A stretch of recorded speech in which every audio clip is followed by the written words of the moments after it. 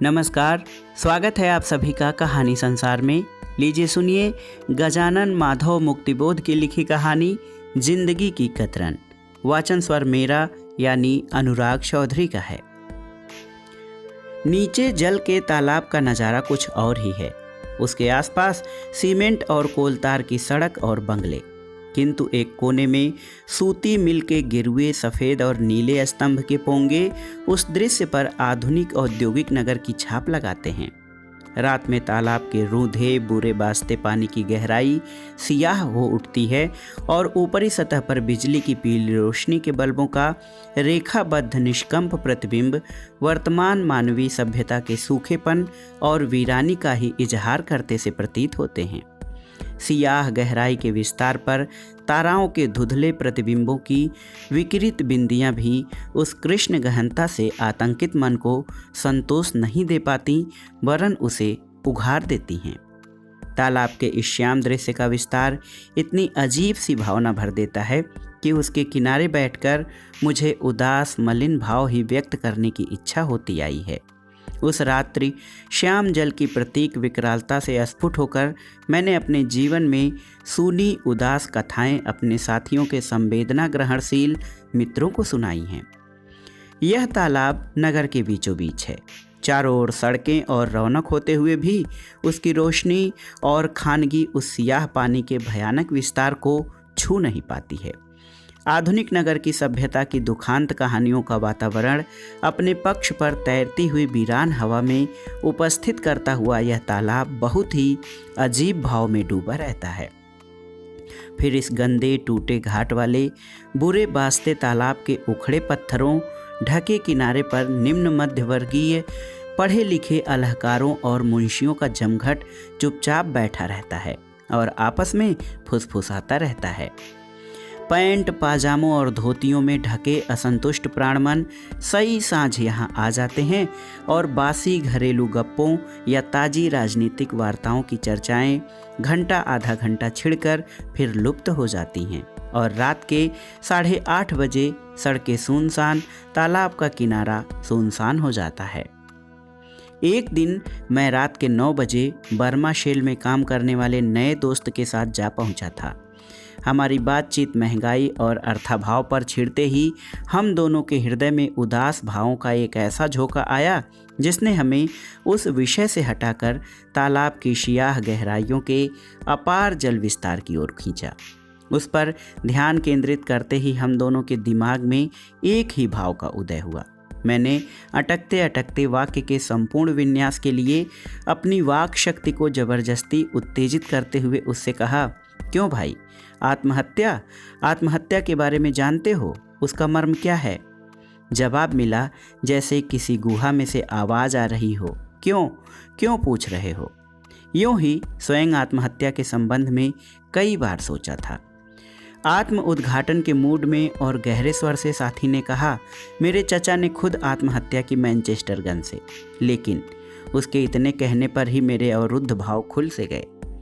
आत्महत्या के विषय में अस्वस्थ जिज्ञासा प्रकट करते हुए मैंने बात बढ़ाई।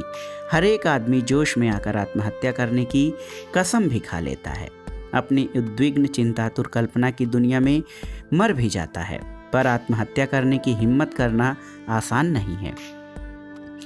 बायोलॉजिकल शक्ति बराबर जीवित रखती है। दोस्त का मन जैसे किसी भार से मुक्त हो गया था। उसने सच्चाई भरे स्वर में कहा, मैं तो हिम्मत भी कर चुका था साहब, डूब मरने के लिए। पूरी तौर से तैयार होकर मैं रात के 10 बजे घर से निकला, पर इस सियाह पानी की भयानक विकरालता ने इतना डरा दिया था कि किनारे पर पहुंचने के साथ ही मेरा पहला ख्याल मर गया और दूसरे ख्याल ने जिंदगी में आशा बांधी। उस आशा की कल्पना को पलायन भी कहा जा सकता है। प्रथम भावधारा के विरुद्ध उज्जवल भावधारा चलने लगी। सियाह पानी के आतंक ने मुझे पीछे हटा दिया। बंदूक से मर जाना और है, वीरान जगह पर रात को तालाब में मर जाने की हिम्मत करना दूसरी चीज। मित्र ठठाकर हंस पड़ा। उसने कहा, आत्महत्या करने वालों के निजी सवाल इतने उलझे हुए नहीं होते जितने उनके अंदर के विरोधी तत्व, जिसके अधीन प्रवृत्तियों का आपसी झगड़ा इतना तेज हो जाता है कि नई ऊंचाई छू लेता है। जहाँ से एक रास्ता जाता है जिंदगी की ओर तो दूसरा जाता है मौत की तरफ। जिसका एक रूप है आत्महत्या। मित्र के थोड़े उत्तेजित स्वर से ही मैं समझ गया कि उसके दिल में किसी कहानी की गोलमोल घूमती भंवर है। उसके भावों की गूंज मेरे तरफ ऐसे छा रही थी मानो एक वातावरण बना रही हो। मैं उसके मूड से आक्रांत हो गया था। मेरे पैर अंदर नसों में किसी ठंडी संवेदना के करंट का अनुभव कर रहे थे। उसके दिल के अंदर छिपी कहानी को धीरे से अनजाने निकाल लेने की बुद्धि से प्रेरित होकर मैंने कहा, यहाँ भी तो आत्महत्याएं हुई हैं। यह कहकर मैंने तालाब के पूरे सियाह फैलाव को देखा। उसकी अथाह काली गहराई पर एक पल नजर गड़ाई, सूनी सड़कों और गुमसुम बंगलों की ओर दृष्टि फेरी और फिर अंधेरे में अर्धलुप्त किंतु समीपस्थ मित्र की ओर निहारा और फिर किसी अज्ञेय संकेत को पाकर मैं किनारे से जरा हटकर एक ओर बैठ गया। फिर सोचा कि दोस्त ने मेरी यह हलचल देख ली होगी, इसलिए उसकी ओर गहरी दृष्टि डालकर उसकी मुख मुद्रा देखने की चेष्टा करने लगा। दोस्त की भाव मुद्रा अविचल थी। घुटनों को पैरों से समेटे वह बैठा हुआ था। उसका चेहरा पाषाण मूर्ति के मुख के अविचल भाव सा प्रकट करता था।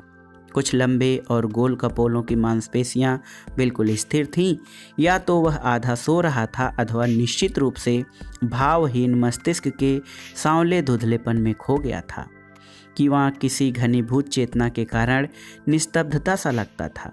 मैं उसका कुछ निश्चय न कर सका। मेरी इस खोज भरी दृष्टि से अस्थिर होकर उसने जवाब दिया, क्यों, क्या बात है? उसके प्रश्न के शांत स्वर से संतुष्ट होकर मैंने दोहराया, इस तालाब में भी कईयों ने जाने दी हैं। हाँ, किंतु उसमें भी एक विशेषता है। उसके अर्थ भरे स्वर में हंसते हुए कहा, फिर वह कहता गया, इस तालाब में जान देने आए हैं जिन्हें एक श्रेणी में रखा जा सकता है। जिंदगी से उकताए और घबराए पर ग्लानि के लंबे काल में उस व्यक्ति ने न मालूम क्या क्या सोचा होगा।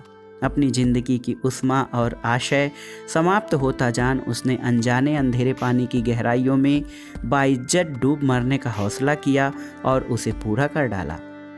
तुम तो जानते हो, अधेड़ तो वह था ही, बाल बच्चे भी न थे, कोई आगे न पीछे। उसकी लाश पानी में न मालूम कहाँ अटक गई थी। तालाब से सड़ी बास आती थी, किंतु जब लाश उठी तो उसकी तेलिया काली धोती दूर तक पानी में फैली हुई थी। उसी तरह तुम्हारा तिवारी, वह पूरे की तेलिन, पराशार के घर की बहू, ये सब सामाजिक पारिवारिक उत्पीड़न ही के तो शिकार थे। उसके इन शब्दों ने मुझ में अस्वस्थ कौतूहल जगा दिया। मेरी कल्पना उद्दीप्त हो उठी।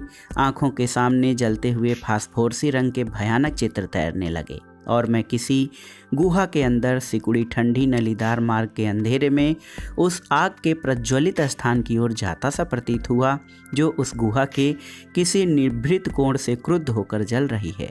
जिस आग में मानो किन्हीं क्रूर आदिम निवासियों ने, जो वहाँ देखते नहीं लापता हैं, मांस के वे टुकड़े भूने जाने के लिए रखे हैं, जो मुझे ज्ञात होते से लगते हैं कि वे किस प्राणी के हैं, किस व्यक्ति के हैं। तो दोस्तों, ये थी लघु कहानी गजानन माधव मुक्तिबोध की लिखी जिंदगी की कतरन। कहानी आपको कैसी लगी हमें कमेंट बॉक्स में ज़रूर बताइएगा। कहानी सुनने के लिए धन्यवाद। नमस्कार।